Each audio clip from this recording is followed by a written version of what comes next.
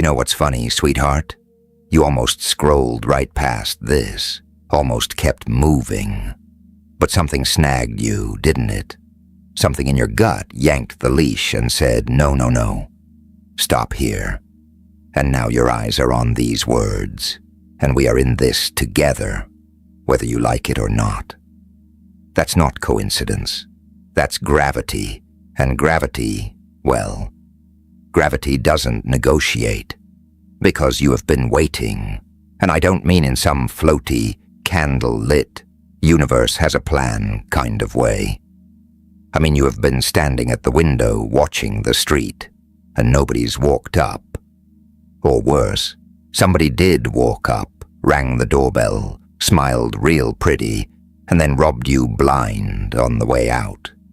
Left you with less furniture than you started with, emotionally speaking. And after enough of that, you stopped answering the door, stopped even looking out the window. But you didn't. You didn't stop listening for the knock, that knock. It just got quieter, buried under all the noise you built to drown it out. But it's still there. Tap, tap, tap. And here is what's wild, and I'm genuinely struggling to phrase this without sounding completely unhinged. But let's be real, that ship sailed. There is a love heading your way, not the kind you've been sold, not the discount version that asks you to sand down your edges, perform like a trained seal, prove you are worth keeping around. Nah, this is something else, entirely. Something with teeth. Good teeth. And it is coming from a direction that is going to make you do a double take. Someone younger. And I know, that word lands like a plot twist nobody asked for. It probably hits like, oh, great. This is that kind of monologue. And listen, gorgeous, I get the skepticism. I really do. You have been fed promises like they were appetizers at a party that never served dinner. Somebody's coming, they said, and then the chair across from you stayed empty. But see, this is not me handing you a guarantee I can cash. This is me clocking something already in motion, something that has been building momentum for a while now.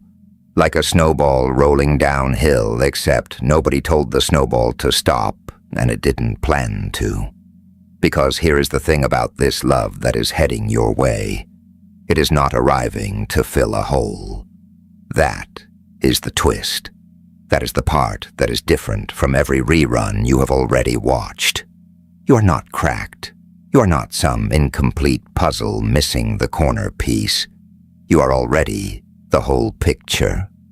But you have been, what's the word I am chewing on? Unseen. Yeah, unseen. You have walked into rooms full of people and felt like furniture. You have poured yourself out, all of yourself, the expensive stuff, top shelf, and had someone treat it like tap water, like it was ordinary, like it was nothing, when it was everything. And this younger person, they are not going to do that. They're going to notice the dents you tried to polish out, the cracks you covered with paint, the midnight doubts you are embarrassed even exist. And they are not going to step back. They're going to lean in and think, finally someone real, finally someone who walked through the fire and came out not hardened but open. Open in a way that only survivors manage. And that, darling, that is not weakness. That is the most dangerous thing in the world. I am feeling this so intensely right now. Intensely. Like something in the room just shifted and you felt it too, didn't you? You know exactly what I am circling. Pause the video. I'm giving you an unfair advantage. You've seen the damage, now see the growth. My 73-page book is available in the first comment of this video. Consider that your intermission. Now let's get back to the show. You have had flashes, quick little glimpses, where you caught yourself daydreaming about a future you had already eulogized. where you let yourself picture being truly seen, truly known, and it tasted so good you had to spit it out because wanting it that badly was its own kind of wound. That is the part of you that built the fortress, and the fortress did what fortresses do. It kept the wolves out, but it also kept the light out. And now it is okay to crack a window. Just a sliver. Let a little draft in, and oh, I can already feel the comments section loading. I can taste it before you even hit the keys. Some of you are going to type, "I have been holding out for this for so long." Some of you are going to say, "I am at an age where I threw that dream in the trash." Some of you are going to confess, "I met someone younger, and it terrifies me how right it feels." And one of you is going to write something that punches the air out of my lungs. You are going to say, "We do not take from each other. We just give freely." That is it. That is the whole gig. Not taking. Because, honey, you have been taken from. You have poured and poured and poured until the pitcher was bone dry. And this love, it does not pour you out. It fills beside you. It fills beside you. And there is going to be another comment from someone who is in the thick of grief, someone who lost the person they were supposed to grow old with. And they're going to watch this and feel fury. Pure, hot, righteous fury. They're going to call it because nothing registers as real when you are drowning in that kind of darkness. And I feel that. I feel that like a bruise I cannot stop pressing. Because grief does not care about your pep talk. Grief just wants the person back. And I am not going to sit here and peddle you some if you just manifest hard enough. The hurt evaporates nonsense. That is a lie. That is a lie. And we both know it.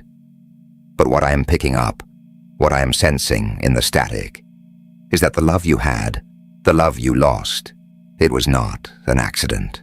It was not random noise. It was signal. Real, undeniable signal. And that signal, it leaves an imprint, a good imprint. An imprint that rewires you for something else, even if you cannot picture it right now. And look, some of you are sitting there with your arms crossed thinking this is just another talking head selling me a fantasy. And honestly, valid. You have been burned. You have bought in before and had that investment used against you. Weaponized. So I am not telling you to go all in blindly. That is reckless, and I am many things, but I am not reckless without purpose. What I am saying is, start reading the fine print. The signals you have been swiping past. The gut punch that told you something is different about that person you just met. The coincidence that keeps recurring like a song stuck on repeat. The dream that hit so vivid you woke up confused about which side of your eyelids was real. Because that is how this operates. Not with fireworks and flash mobs, with stillness, with recognition, with a feeling of I have met you somewhere before, even though you literally just learned each other's names. This younger person, they might already be orbiting your life. Maybe they are someone you filed away because the age gap felt disqualifying. Maybe you sorted them into a box labeled safe. Friend, colleague, background character. Because anything more felt like writing fiction. But I am sensing that box is about to burst at the seams. Something is about to split it wide open. And I know some of you are already rehearsing the judgment, the comments from the peanut gallery, the sideways looks, the what are you doing with someone that much younger routine. Yeah, I hear it. And honestly, those people are going to run their mouths regardless. That is what mouths do. But here is what I have clocked. The loudest critics are almost always the ones who have never been loved like this, who have never been seen the way you are about to be seen. And their commentary. It does not get a seat at your table. It never did. You just pulled up a chair for it, and you can drag that chair right back. You can. Right now. The other thing, and this is the one that sits heavy, some of you are going to talk about relationships that drained your battery down to 1%, left you wondering if you were the glitch, if you were too much or too little, or just fundamentally wrong. And that is a specific species of damage. It is not just heartbreak. It is vertigo. It is questioning your own operating system.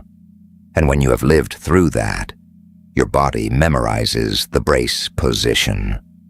You walk into new connections, already flinching, already scanning for the trap door, waiting for them to pull the mask off and show you the real face underneath. And this younger person, they are not wearing a mask. They have been through their own version of the maze. Maybe different corridors, but the same dead ends. They have been ghosted, used, tossed aside like yesterday's news. They know what it tastes like to give everything and get radio silence back. And because they know, because they have lived it, they are not going to inflict it on you. Their defenses are down in a way that is rare for their age. They have sat with the uncomfortable. They have done the inventory. They are not shopping for a rescue. They are looking for a co-pilot, and that co-pilot is you. And that co-pilot is you.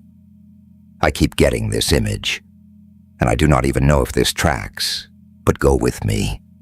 It is like you have been clenching your jaw for years.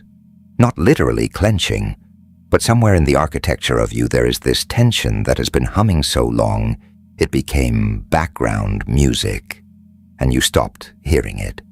And this person, when you are with them, you are going to notice the music fading. You are going to catch yourself unclenching, exhaling, sinking into moments instead of white-knuckling through them. That is what safety sounds like. Real safety. Not the absence of friction, but the presence of trust. And there will be friction. Let us not kid ourselves. You are two separate humans with two separate histories, carrying two separate suitcases of baggage. You are going to misread each other. You are going to have moments where patience is not optional, it is mandatory. But here is the difference. And this is the part that matters. The work will not feel like a dead lift. It will not feel like you are the only one doing the heavy hauling, because they are going to show up every single time. Not because they are flawless, but because they are invested in what you are constructing together. And that is something else. Some of you have been solo for a long time, years, decades, and you have made peace with the quiet. You have furnished a life that functions, and that is good. That is genuinely good. But there is a room in that house, maybe a small room, maybe one you do not even acknowledge exists, where a part of you still wants to be known, still wants someone to show up at the end of the day, not to renovate anything, just to sit in the room with you. And that room, that part of you, is not pathetic. It is human. It is you. I know some of you are going to say I've been pushing them away because the age gap feels wrong, and I sense that resistance. When I was tuning in, it hit me. It is real. It is protective. But here is what I am picking up. That protection might be running expired software. It might be built on threat assessments that do not match this person's profile. Because this person is not like the cast of characters who came before. They're not hunting for a mentor, or a safety net, or a trophy for their shelf. They are hunting for you. The actual you. The one you have been keeping under lock and key. And look, I am not pretending this is a cakewalk. I am not saying the doubt will not show up uninvited. It will. There will be mornings you wake up and stare at the ceiling wondering if you hallucinated the whole thing. If this person actually means what their mouth keeps saying. And on those mornings you are going to face a fork in the road. Trust what you know in your marrow. Stay open even when every scar on your history is screaming at you to bolt the locks. That is the work. That is the practice. And you can do it. You have done harder. You have survived things that should have flattened you like pavement. And this is the payoff for the survival. This is what was waiting on the other side of all that wreckage. There is something else, something I am still wrestling into language. It is about the way this love is going to restore you. Not by repairing, because again, you are not a broken machine, but by holding up a mirror to the parts of you that you forgot were magnificent. The parts you downgraded. The passion you keep on a leash because someone once told you it was too wild. The thoughts you swallow because you learned young that your voice was an inconvenience. This person, yeah, I feel it. This person is going to ask. They're going to want the unleashed version. And when you give it to them, they are going to look at you like you just handed them something priceless, a treasure. And in return, you are going to give them something they have been starving for, too. Steadiness, follow through. The bone-deep certainty that when you say something, you actually mean it. That is rare. That is so rare in a world where people vanish and resurface and leave you guessing whether you exist to them between texts. You are not a question mark. You are not a maybe I will see. You are a yes, a full, no asterisk yes. And they're going to feel that like solid ground after an earthquake. I keep circling back to this feeling. Someone out there is going to watch this and remember a dream they had. A dream about this person, walking along a shoreline, fingers interlocked, and they woke up with wet cheeks because it felt so real it ached. That is not glitch in the matrix randomness. That is your subconscious projecting the blueprint, showing you the part of you that still believes in this. That part is not flatlined. It has just been in sleep mode, and it is tired of sleeping. It wants to wake up. To wake up. Some of you are going to cross paths with this person soon, like soon, weeks, maybe a handful of months, and you are going to clock them. Not because of anything surface level, not the jawline, not the outfit, not the way they hold their coffee, but because something inside you is going to stop pacing. That restless, searching, spinning part of you is going to sit down, and you're going to think, oh, it is you. It has always been you. And some of you are already there.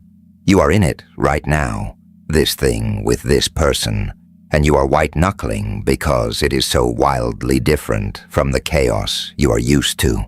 It is calm. It is steady. And your wiring does not compute calm because all it has ever known is static. So you are bracing. You are waiting for the other version of them to surface. The version that proves they are just like everyone who came before. But they are not going to. They are not. And eventually, your system will recalibrate. It will learn that steady is not the setup for a punchline. That you are allowed to have this without waiting for the rug to get pulled. I am feeling this so much for you right now. Like my skin is actually buzzing. That is not theatrics. That is just the frequency of this moment. Because this is real treasure. What you have been aching for, it is not excessive. It is not delusional.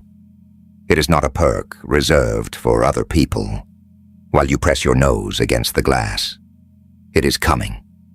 It is already en route. Do you feel that? And I know there is a part of you, a stubborn, battle-tested part, still scanning for the trap door, still waiting for the punchline. And I get it. I genuinely get it. But here is what I am sensing about that suspicion. It is not actually about this person. It is about you. It is about whether you can trust your own radar after it gave you bad directions before. Whether you can trust your own taste after it led you to restaurants that gave you food poisoning. And that is the real labor. The labor before the love story starts. The labor happening right now, in this breath. While you listen to me stumble and stammer through this fever dream of a monologue. Because if you do not trust yourself, you are going to interrogate every good thing. You are going to hunt for evidence that they are mid. You are going to test them in ways they have not earned. And that is not because you are toxic. That is because you are terrified. And terror has a megaphone. But you do not have to let it run the broadcast. You can hear it. You can say, okay, terror, I clock you. You are running your little protection racket. I respect the hustle. And then you choose different. You choose trust. You choose openness. I know some of you are going to comment saying I am ready. I am saying yes to this. And I know that feels like standing on a ledge in your underwear. Vulnerable is an understatement. But what you are actually doing is unlocking something, letting the air circulate, and you can do that too. You can say yes, not in a begging, please pick me way, but in a way that simply opens, that lets the possible in. And if you